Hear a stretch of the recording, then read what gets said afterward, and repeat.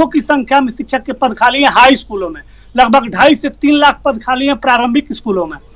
सारे पंचायतों में हाई स्कूल और +2 खोला गया है, सारे बिना शिक्षक के चल रहे हैं, प्रारंभिक विद्यालयों के शिक्षक वहां पढ़ा रहे हैं। तो ये चटनी की तरह जो 5,000, 10,000, 20,000, 30,000 वैकेंसी निकाला जा रहा है, क्यों नहीं सारी वैकेंसी एक बार निकाली जा रही है, सारे क्वालिफाई अभ्यर्थियों का कल्याण हो जाएगा। तो कहीं ना कहीं सरकारी स्तर से ही ये हो रहा है और सारा कंफ्यूजन बिहार विद्यालय परीक्षा समिति स्तर से हुआ है। अगर इसमें 2011 वाले आते हैं, 2019 के मेरिट वाले, नॉन मेरिट वाले, सबका हो जाए तो अच्छा है। हम तो सरकार से मांग करेंगे कि सबकी बहाली कर दें, लेकिन नोटिफिकेशन का भी ख्याल रखा जाना चाहिए था। सारा कंफ्यूजन बिहार विद्यालय परीक्षा समितियों द्वारा उत्पन्न किया गया है। अभी भी मौका है, बिहार विद्यालय परीक्षा समिति सब्जेक्ट वाइज जितने लोग क्वालिफाई किए हैं सबका डाटा जारी करे।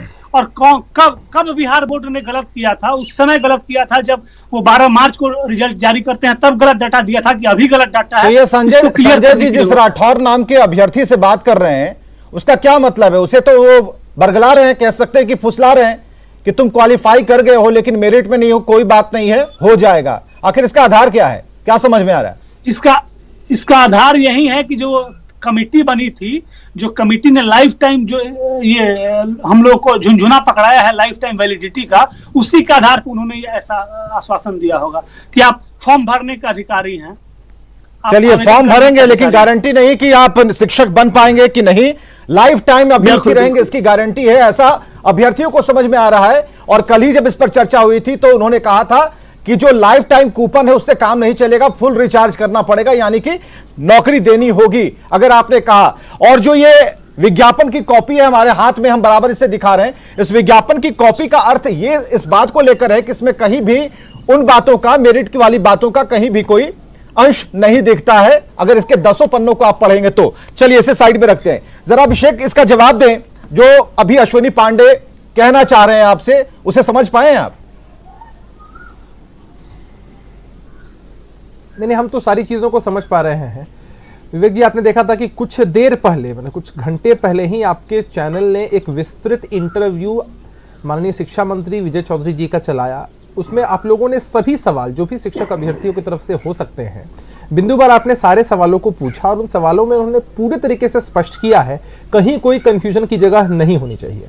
आपने अभी एक ऑडियो क्लिप भी चलाई, जब विभाग की तरफ से यह कहा जा रहा है कि जो भी लोग पात्र हो चुके हैं, जिन लोगों ने भी परीक्षा क्वालिफाई कर ली है, अब तो नियोजन इकाइयों में जैसे जैसे रिक्तियां आएंगी, आप भी विज्ञापन दिखा रहे हैं, उनमें ये लोग अप्लाई करेंगे और अप्लाई करने के बाद वहां की मेरिट लिस्ट के हिसाब से उनकी नियुक्ति हो जाएगी। तो उसमें कंफ्यूजन कहाँ है? जब ये पात्रता परीक्षा है। ठीक है अश्विनी पांडे, अब जरा मैं मौन हो जाता हूं। अश्विनी पांडे, अभिषेक झा आपके पास हैं, हम आप दोनों को स्क्रीन पर ला रहे हैं, आप दोनों को स्क्रीन पर ला रहे हैं क्योंकि जरूरी है कि सरकार कंफ्यूजन में है या फिर अभ्यर्थी कंफ्यूजन में है। आप लोग जरा दूर कर लीजिए, थोड़ा वक्त हम आपको दे रहे हैं, स्क्रीन पर आइए दोनों।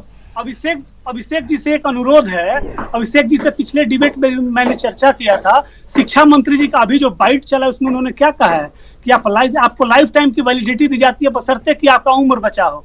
2011 से जो बहाली चल रहा है 2021 तक कंप्लीट नहीं हुआ, 1 दशक लग गया। तो हम लोग अगर 21 वाले हैं, 2019 का जो है वो 21 में रिजल्ट आता है, तो हमारा तो बहाली 41 तक नहीं होगा जो वर्तमान प्रोसेस है।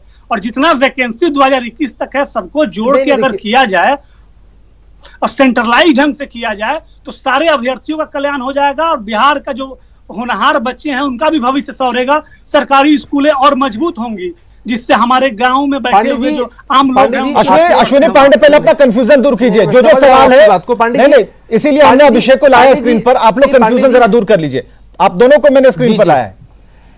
पांडे जी ने जो सवाल किए, पांडे जी, सरकार की मंशा आप लोगों को लेकर, शिक्षकों को बिहार की सरकार की और पूरे समाज की संपत्ति मानकर बिहार की सरकार की मंशा एकदम स्पष्ट है कि हम आपके साथ हैं। आप देखिए कि अभी किसी ने उम्मीद भी नहीं की थी कि 2 महीने के अंदर मामला यहां तक चला आएगा और ये जो छठे चरण की जो बहाली अभी होनी है 15 अगस्त तक में, वो चीज हो जाती। तो सरकार की मंशा स्पष्ट है। तब तो विभाग ने, सरकार ने जो भी कानूनी दावपेच थे और जहां भी मामले लटके हुए थे न्यायालय में, उन सबको सॉर्ट आउट करके यहां तक आपको पहुंचा दिया है। तो कहीं से भी आप ये मत सोचिए कि सरकार की ऐसी मंशा है कि आप लोगों को इतने लंबे काल तक लटका दिया जाएगा।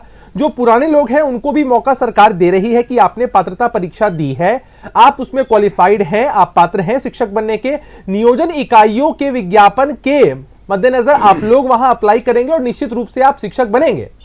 देखिए ये कोई प्रक्रिया ऐसी तो है नहीं ना कि अभी 37,440 वैकेंसीज निकली है और उसके बाद कभी निकलेगी ही नहीं। 37,440 के बाद भी वैकेंसीज निकलेगी और मौका निश्चित रूप से, लाइफ टाइम मौका देने का सीधा मतलब है ना कि लगातार बिंदुवार तरीके से रिक्तियां निकलती चली जाएंगी और आप लोगों को उसमें आवेदन करके नौकरियां मिलने लग जाएंगी।